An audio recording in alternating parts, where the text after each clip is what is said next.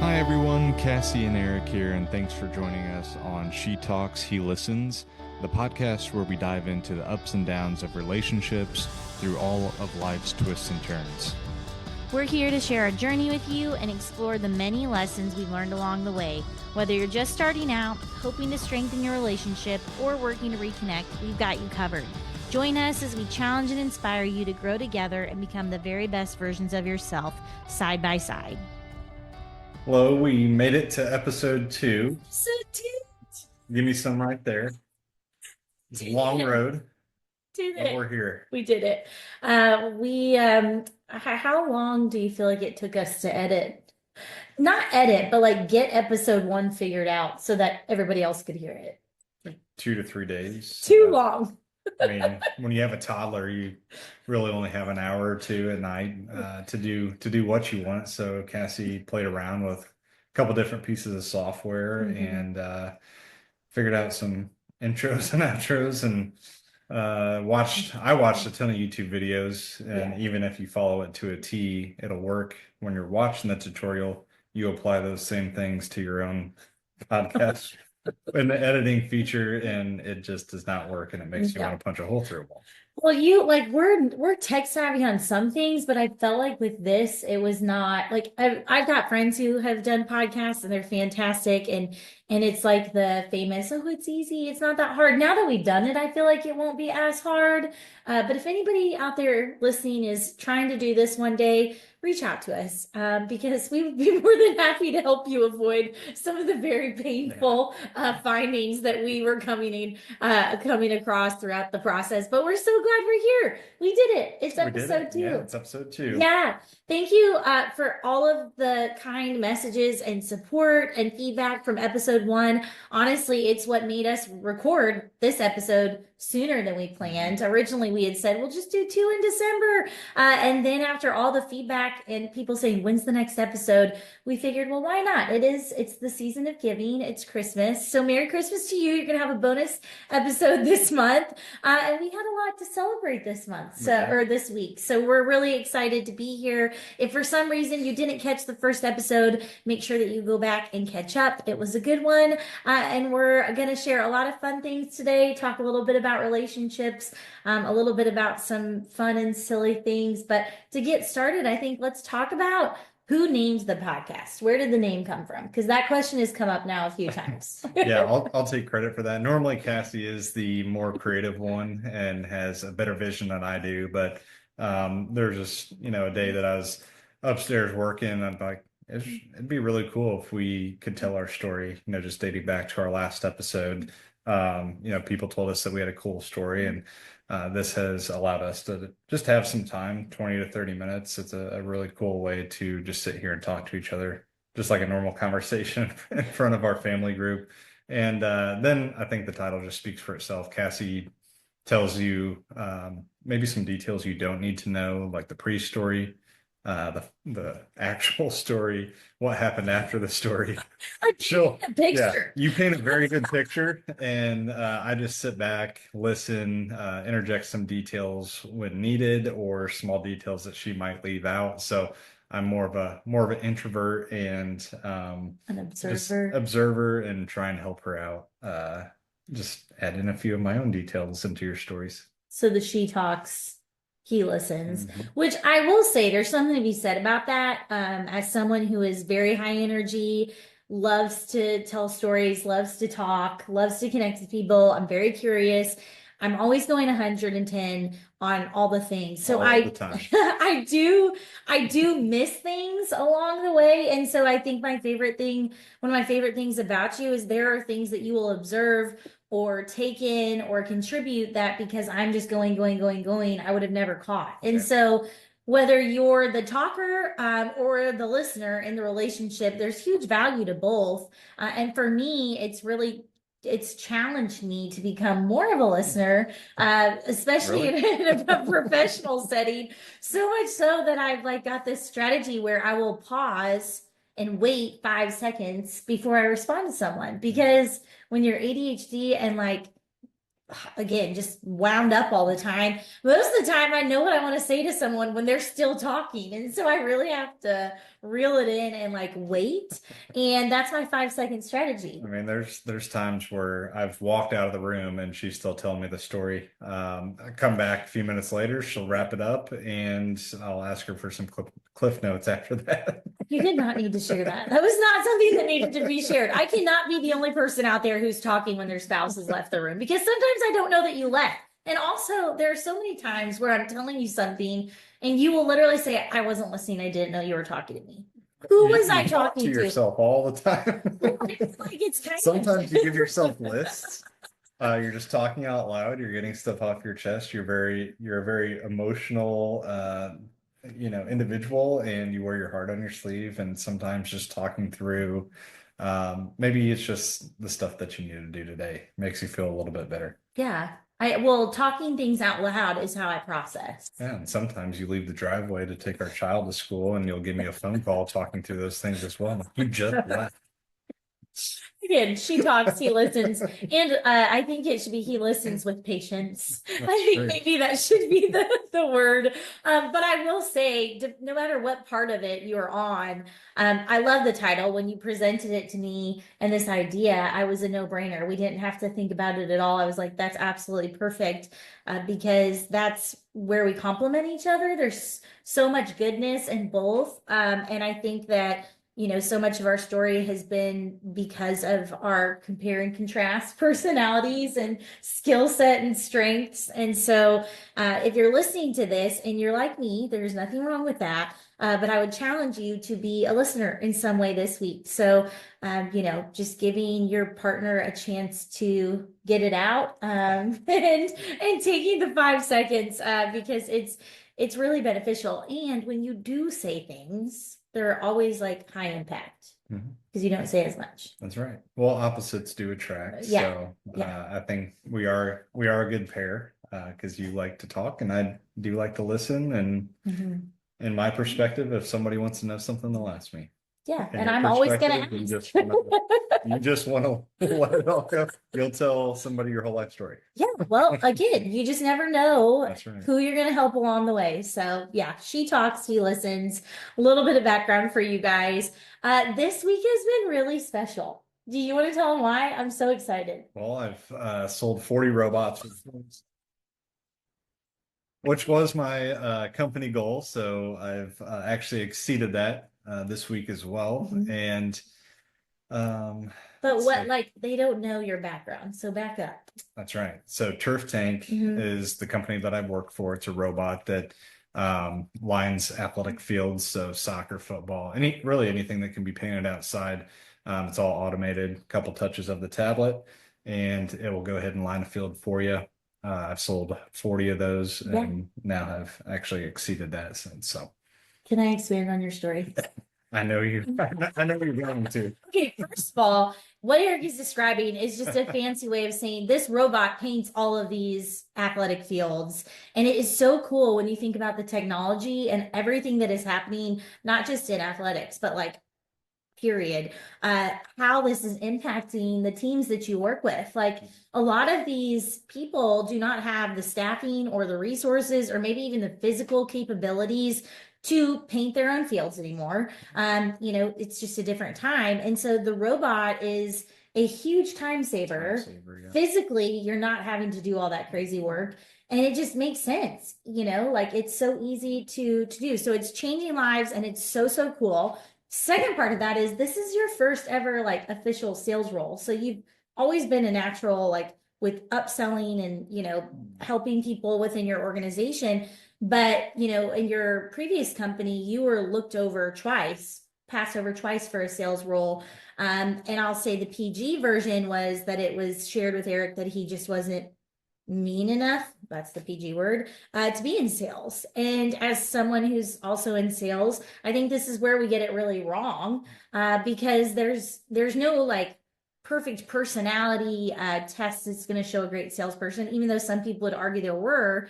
And I think it's a great example of how when you're given the right opportunity, like you've been, you'll crush it. And so, a little sidebar, if you are a leader listening to this, or if you're someone who is in a position of, changing people's lives through careers and career changes, like, we have to constantly be on the lookout for people like you. And you've always been super persistent. You persevered, you pushed through. Your current organization gave you a shot. Mm-hmm. And I mean, you freaking crushed it this year. 40 robots. And I will just add on to that, you don't always have to be the loudest person in Nope. the room to be a salesman. A lot of what selling is listening to your customers, what they're needing, and then providing the solution. Building And relationships. That's what I do every time I go out to a demo is, listen to what they have to say so I can offer them the solution. Yes. So then on that note, we had to celebrate because this was a really big deal. You've worked so hard this year. It's been absolutely amazing getting to watch you shine. You've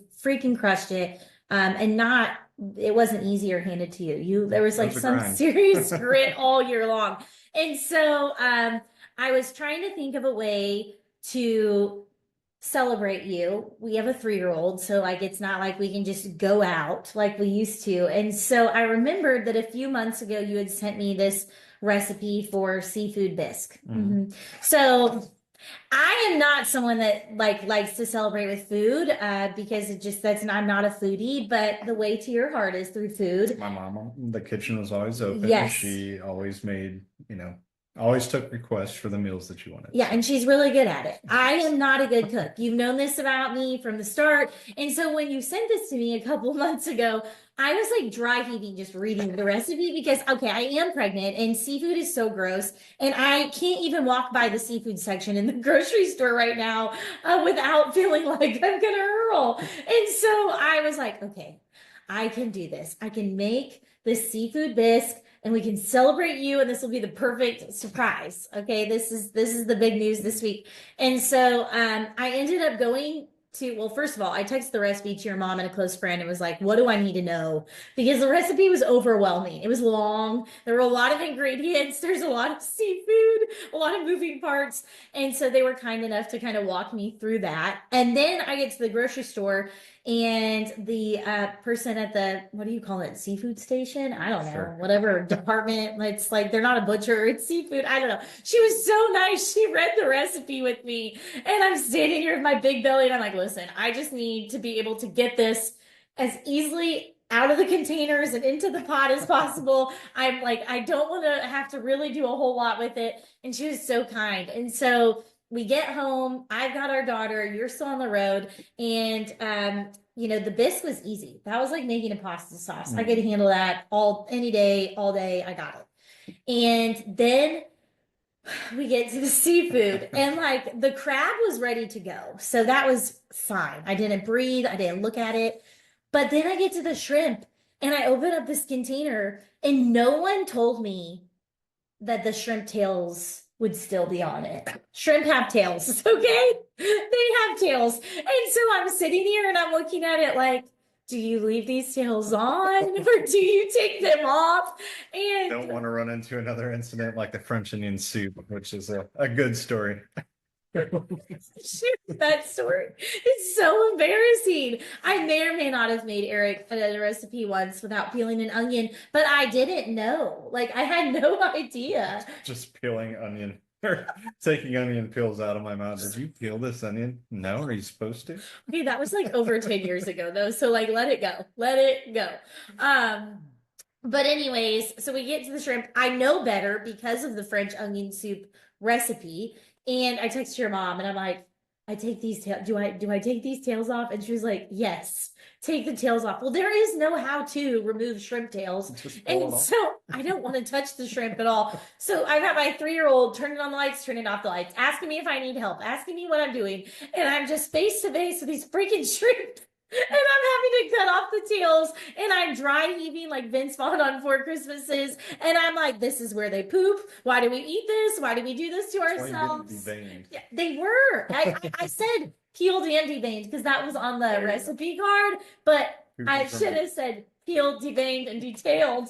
They still had tails. So I got it. It was done. You came home. You ate it. Our daughter ate it. I couldn't believe it. She absolutely crushed a bowl. I had 2 bowls.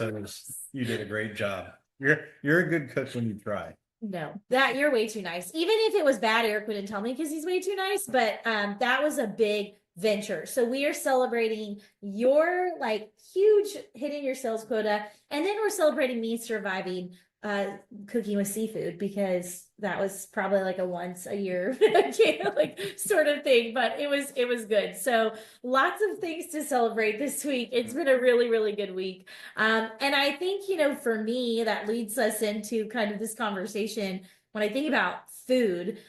Your mom, she's Italian and she's a great cook. She's so good at making anything. And she loves to cook. Like that's her love language is to feed people. And she doesn't get stressed. It doesn't work her up. Like it's a relaxing thing. Growing up, she was making you guys 3 meals a day and still does when we go home, which is crazy. 3 meals a day, after hours meals when we were still living at home. Yeah, and then when you guys would go out and party and come home, she'd wake up and cook you a meal. We'd come home and open the refrigerator door, and she'd be Right you wouldn't there. even hear her come in. You'd close the door, and oh geez, where did you come from? Do you want pork chops? What can I make you? What can I make you? So different than my upbringing with food, which was like appetizer nights every night of the week, which consisted of like TGI Fridays, jalapeno poppers, and mozzarella sticks, the frozen kind. I remember the first time I went over for appetizer night, your sister said, "How many pizza rolls do you want? 4 or 5?" I said, "The whole bag." 4 or 5 is literally an appetizer for me. That was our whole meal. And so it's just it was so interesting. And it still is because I still don't have great eating habits. I eat like a 9-year-old boy and everyone makes fun of me. And it is what it is. I don't love it. I love that our daughter, eats more like you and will eat anything because I don't want her to struggle with food.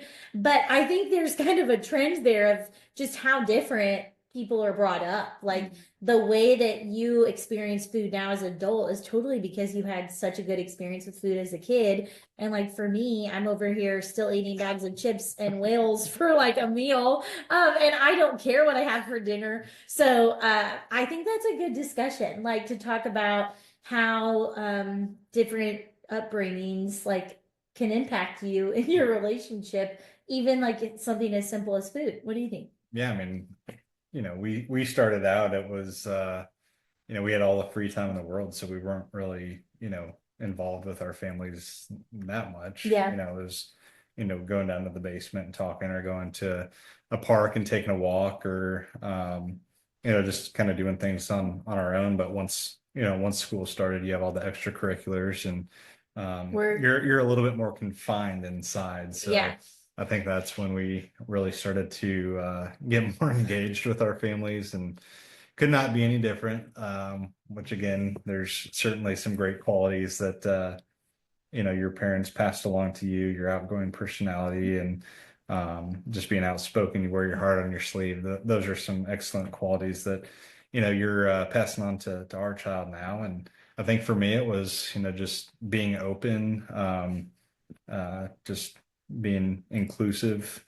I feel like to everybody, because we always had people at our house. Your house was The house was an open the door was open whether, all the time. Yeah, whether my parents liked it or not, there's always a friend over, always a family get together. There was always somebody in the house that wasn't a part of the family. We'd play baseball in the cul-de-sac, have basketball tournaments, whatever it might be. Maybe we were just upstairs playing video games, but the doors were always open. And your mom was always ready to feed somebody. There you go. Always. Grilled cheese, glass of milk. 7:30 p.m. Michelle was there ready to feed you a grilled cheese. I'm like, Michelle, I don't want a grilled cheese right now, but thank you.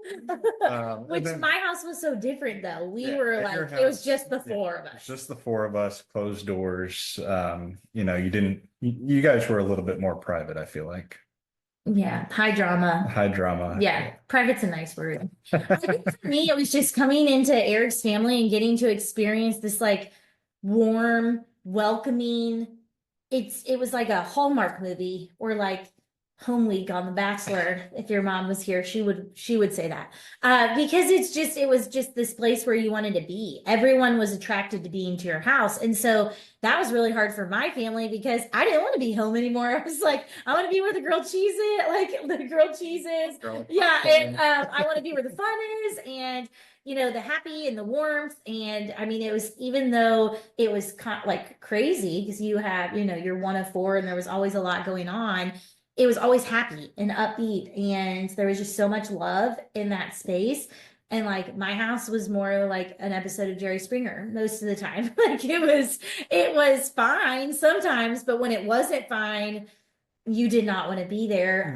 And I think that was, for us really early on, when we did start hanging out with our families more, especially when school started and it was cold, like it was winter. We lived in Illinois. You weren't at the pool or at the park or outside. You were forced to be inside. And so that was like, I don't know how you persevered through that time, to be totally honest.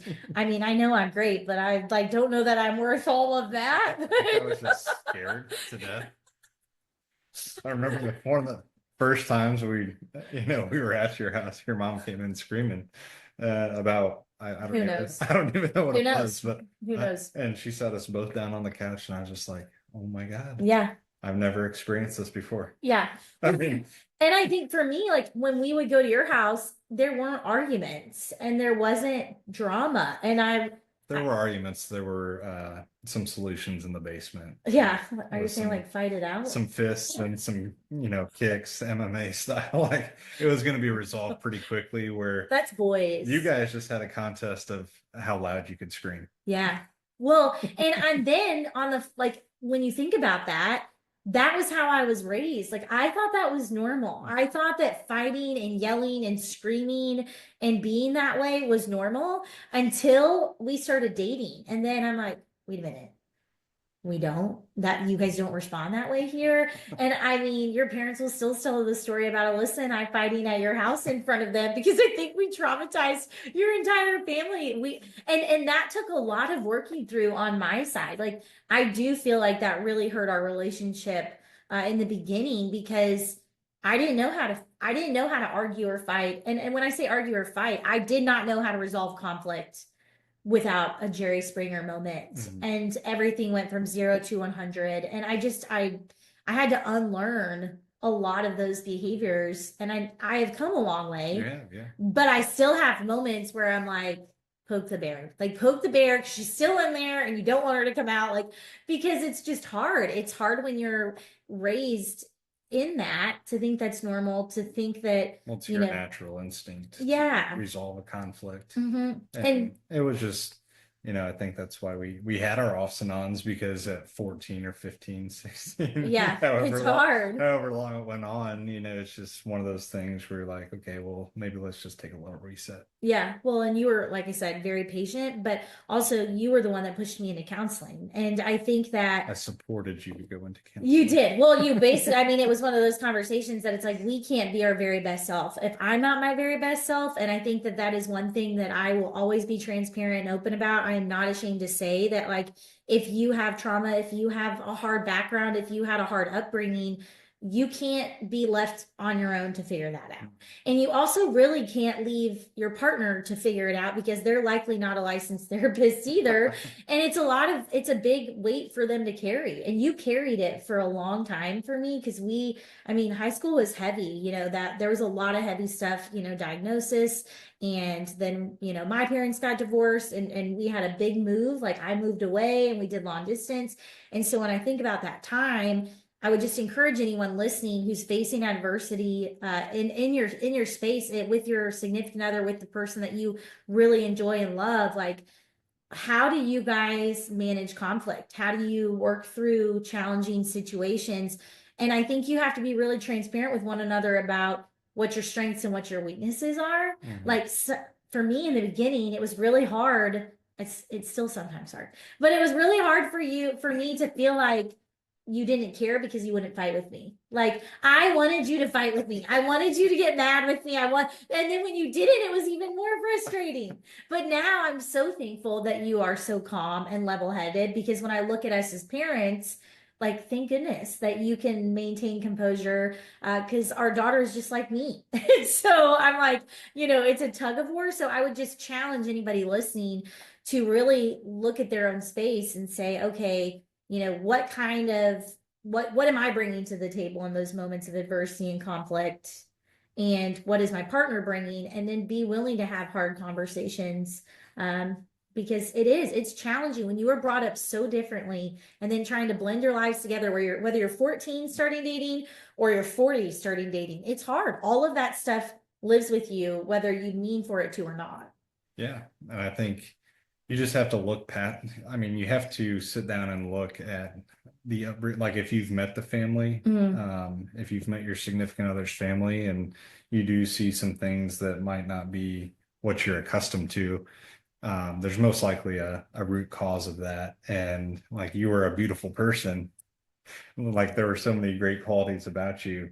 And sometimes you just have to look at, what was The core. driving, the behavior when things weren't going our way. And as all relationships go, there's going to be adversity. So, for me, I think it was, I was in sports. There was a lot of adversity playing football. There were a lot of times where you just want to quit, and like that was something that my parents wouldn't let me do, and that wasn't something that I was gonna, do on you either. Like you weren't gonna give up on me, because I knew there was a beautiful person behind that behavior. So just trying to work through some of those things, and I know there's probably some things that we worked on. I'd say my academics or something, my work habits, my, just different things like that you helped me improve. Yeah. Well, and I think no one's perfect. So, but when you love someone and you see the good, then those imperfections become opportunities. And so I think then as long as you're working together as a team towards progress, and like progress over perfection, because no one will ever be perfect, that's what matters. That's right. And I think there's some behavior that's excusable, and then I think there's some behavior that's inexcusable. Yeah, so this is not our way to say that you can do certain things and it's all to be forgiven because you had trauma as a kid. I mean, if you're just starting dating and you guys are already butting heads with each other, that's not, and there's what no we're saying. alignment. No, yeah, because we truly enjoyed each other and loved each other and grew up together, and so it was worth fighting for. That's and right. I think you just have to recognize what's worth fighting for, and when it is worth fighting for, don't give up, because it takes a great deal of perseverance. I mean, we still have stuff that we work through and work on, especially going from the transition to newlyweds to new parents. I mean, that's a whole transition in itself.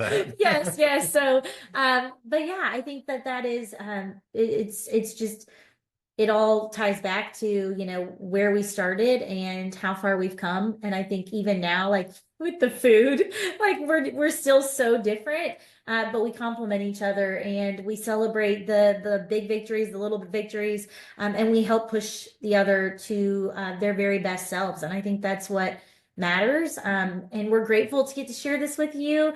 We hope that you can take some of it with you. We'll continue to share our crazy stories, and I hope that you can find something good out of it. We will have one more episode for you in 2024, which is awesome, because we just wanted one and we're doing it. And then we'll very much look forward to a fun new year with y'all as well. But thank you so much for listening. Thanks for being here. We love you. We appreciate you. And remember, no matter where you are on your journey, every step is a chance to grow together during both perfect and even imperfect moments. We'll be here to help keep the conversation going, so join us next time for more insights, lots of laughs, and our story.